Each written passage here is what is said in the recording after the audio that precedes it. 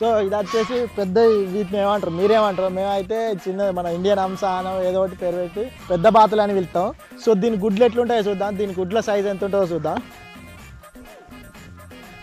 ఒకటి ఒదిగింది, దీని సైజ్ చూడచ్చు, నా ఫేస్ పెడితే ఉంటుందో ఒక ఫింగర్ అంత సైజు. సో ఇక్కడ మన ఇది అయితే ఒదిగి ఉన్నది.